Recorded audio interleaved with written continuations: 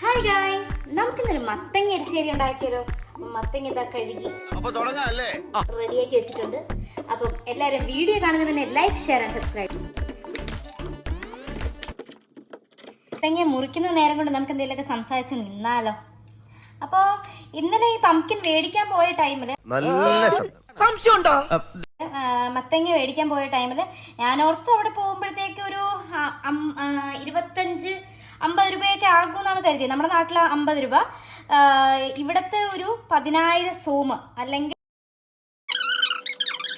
നമ്മൾ എല്ലാ മത്തങ്ങയും മുറിച്ചെടുത്തിട്ടുണ്ട്. ഇനിയിപ്പോൾ കുക്കറിലിട്ട് അടിക്കാം.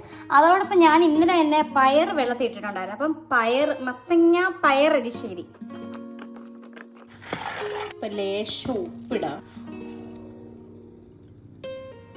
മഞ്ഞപ്പൊടി ഇടാം, വെള്ളം ഒഴിക്കാം, അരപ്പ് ഉണ്ടാക്കും, കുറച്ച് തേങ്ങ ഇട്ട് കൊടുക്കാം. ഇത്രയും ഡെസിക്കേറ്റഡ് കോക്കനട്ട് ആണ് ഇട്ട്. ഇതിലേക്ക് കുറച്ച് മഞ്ഞൾപ്പൊടി, കുറച്ച് മുളക് പൊടി ഇടണമെന്ന് പറഞ്ഞു. ഉപ്പ്, തുള്ളി കൂടെ നമ്മുടെ മിക്സ് അടിച്ചിട്ട് വരാം.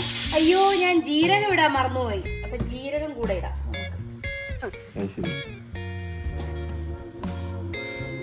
കുറച്ച് ജീരകം കൂടെ നമുക്ക് അടിച്ചിട്ട് വരാം. നോക്കിയാലോ, അത്യാവശ്യം നന്നായിട്ട് വന്നിട്ടുണ്ട്. അടച്ചെടുക്കാം.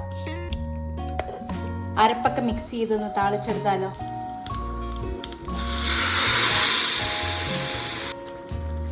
റെഡിയാക്കി വെച്ച് മിക്സ് ഇട്ട് കൊടുക്കാം.